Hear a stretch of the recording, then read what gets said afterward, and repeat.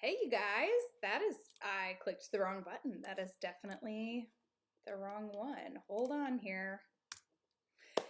Hey guys, I'm Danielle and I'm excited to be chatting with you guys today. I've got some really good stuff for you. Let me give everybody just a second to hop on here.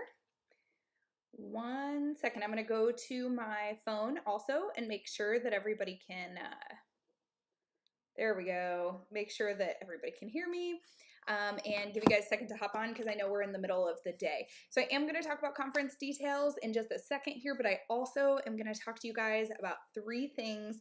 As I was kind of going through Facebook today, three things that I would never say or do to the parents in our gym, because I saw a lot of really bad advice out there on different Facebook groups today, and ways that owners are saying, hey, you should handle it this way, or coaches, when somebody has a question or a concern, this is what you should do.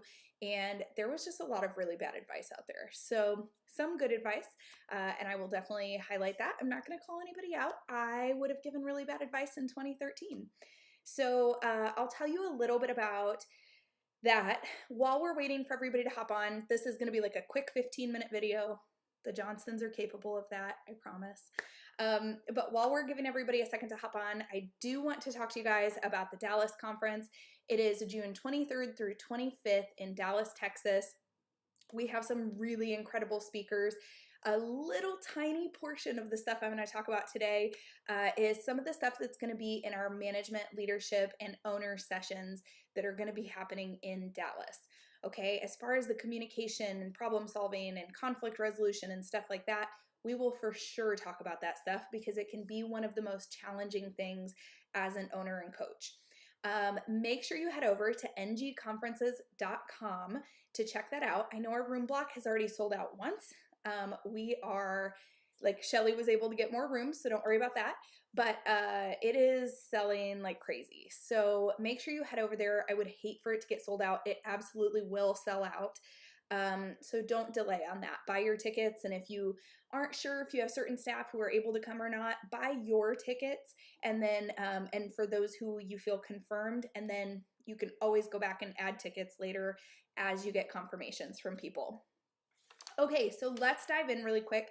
I am live in two different groups. I'm live in our owners group and then our coaches and owners group.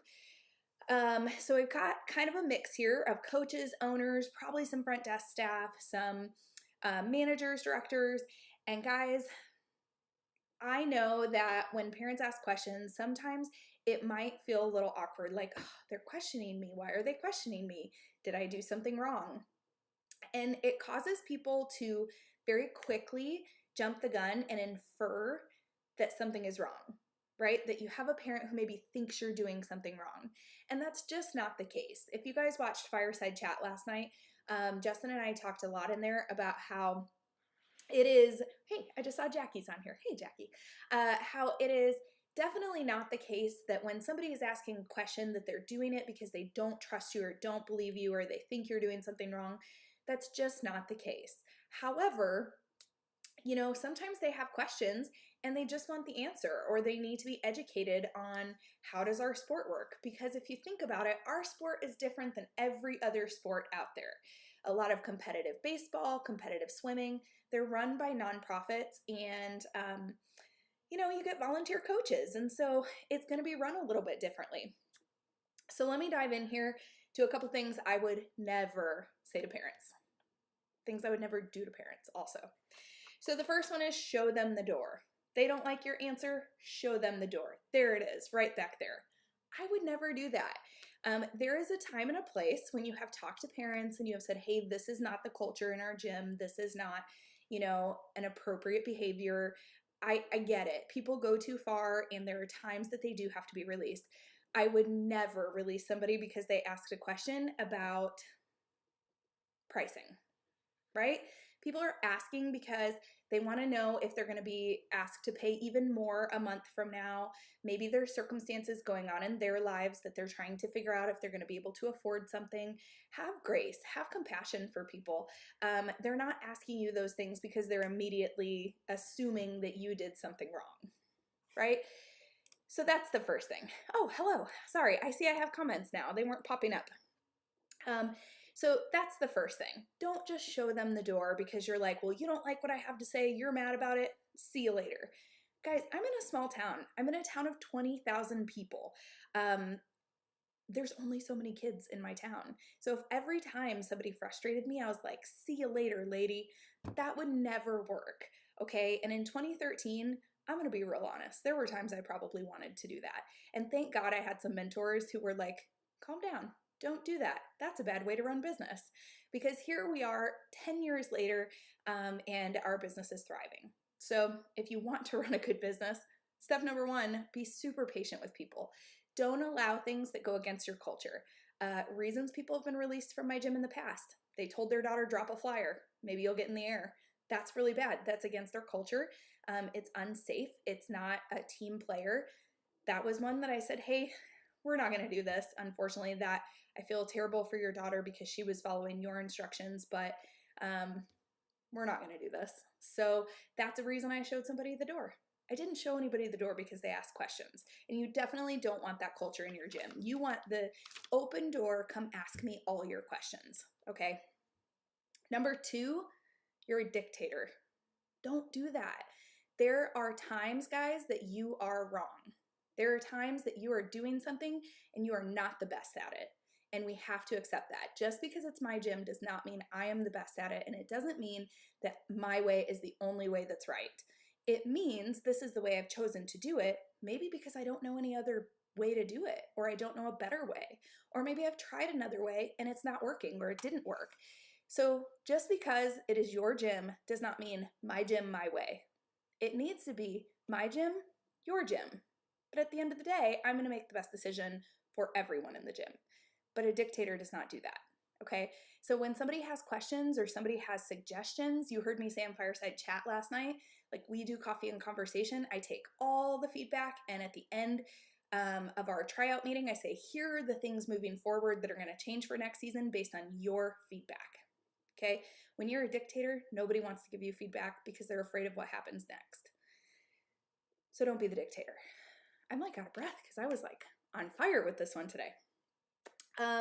Don't be insensitive. You have no idea what people are dealing with behind closed doors, right? Until they walk into the doors of your gym, you don't see them. So you have no idea what might be happening in their lives and why they might be asking questions a certain way, why they might be very easily irritable, why they may seem like they're pessimistic about things. You have no idea. And to be honest, there's only so much you can ask as an owner without prying into somebody's personal life, which is also not the most professional, right? We're here if they want to tell us, but if they don't, we just have to kind of give the benefit of the doubt. I once had a roommate in college who taught me a very good lesson. I would get really frustrated when she had a bad attitude. And she finally told me, you have no idea what my day has been like. Like, you never assume that you know what somebody's day has been like because you didn't see them all day. So we do have to give grace. Again, behavior cannot negatively impact kids, but we have to give people some grace. So if they're asking questions and you don't really like the questions they're asking, just remember they're probably coming from a place of lack of education.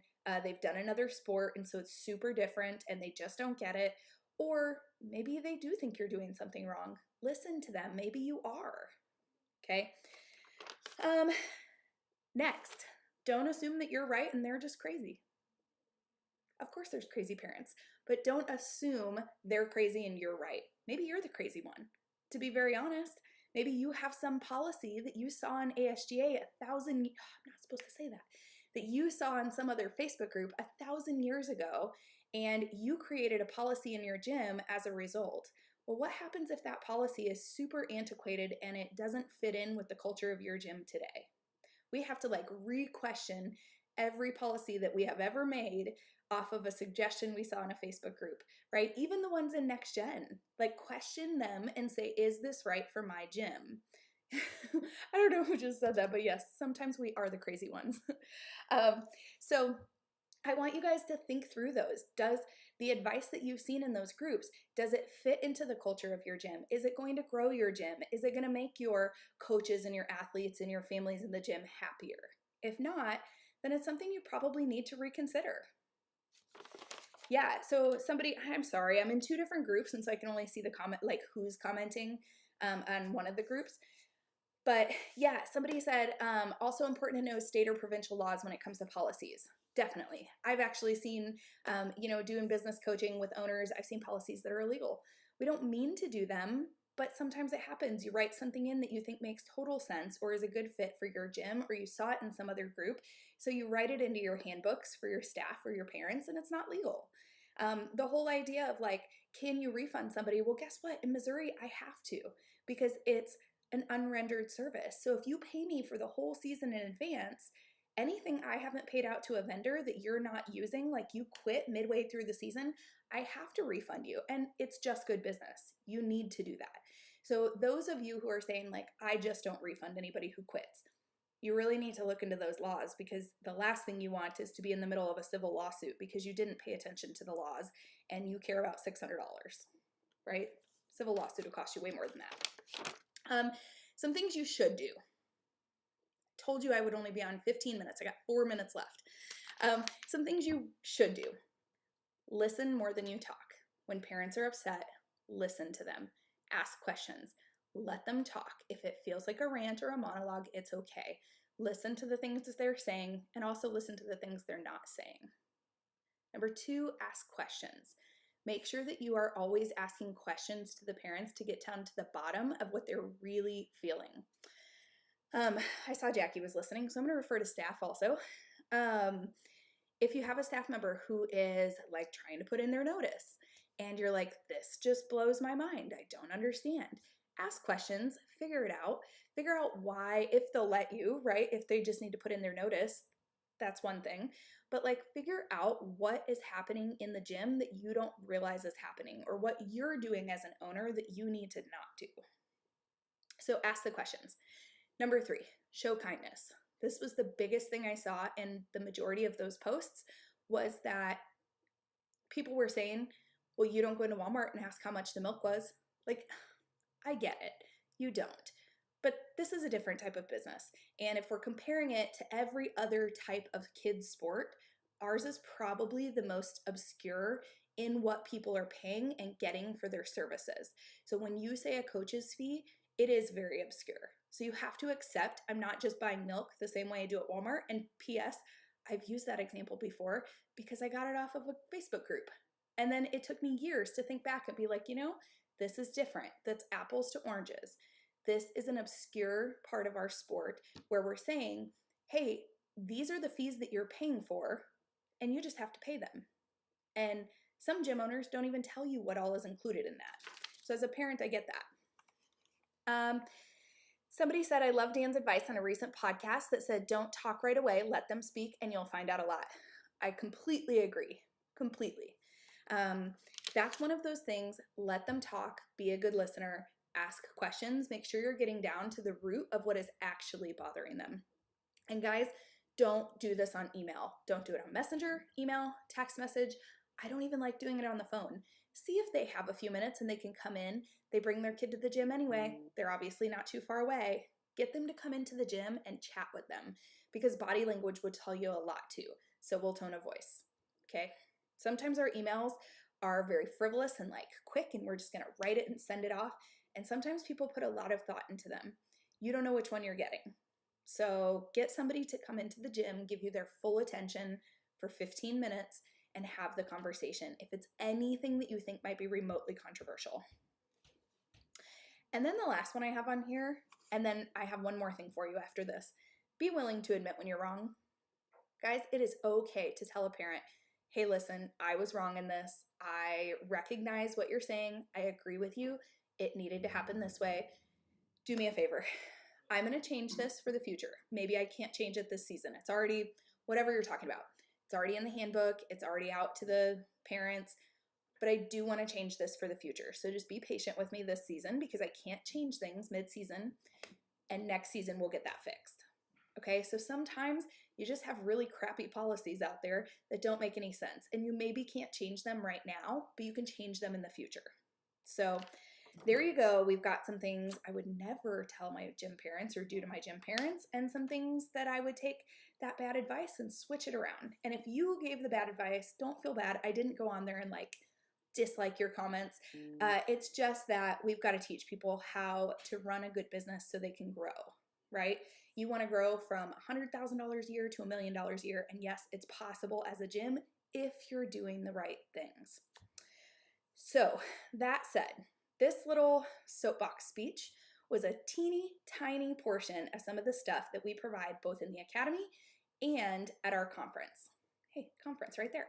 So our conference is June 23rd through 25th in Dallas, Texas. Like I said, we already sold out one room block. Shelly had to call and get more rooms. Tickets are selling really, really fast. If you are waiting because you're just not sure, well, number one, if you booked a room and you didn't get a ticket yet, definitely do that. But if you are waiting because you don't know how many staff you're going to be bringing, go buy your ticket, at least secure your slot or the slot for the staff members who you know will be making it. You can always change the name on the tickets. You don't do refunds. We don't do refunds on them because they hold a spot, but we can always change a name on a ticket. Okay, so hopefully that helps. I do need to name really quick our sponsors because we have some really amazing sponsors for this. Let's see here. Hold on, don't leave me yet. I gotta just get to the right spot and I wasn't there. So first of all, I'm just gonna list them off here because we've got a lot of them for this. We have my CPA, Teresa Colster, who actually knows Cheer Gyms, which is awesome because you don't want somebody miscategorizing your stuff because they don't know Cheer. Matt Becker, who is thegymlawyers.com. He's fantastic. He's been on the podcast twice. He understands the gym business. He's learning about Cheer, but really, really good. Cheer Sounds, CS Athletics, Jackrabbit, iClass, Jerry Hughes Photography, Forte Spirit Solutions, iClass, oh, I already said iClass, Dream Camps, and Pop Drops. So tons of really good sponsors for this event. We're excited to have them. We're excited to get you guys registered, start learning about your gyms, because once you register, we start figuring out who you are and learn more about your gym so that we can make sure our content is tailored in the right direction. So there you go. Head over to ngconferences.com and get registered. We'll talk to you guys soon. I'm 2 minutes over. That was pretty good for a Johnston. Talk to you guys soon.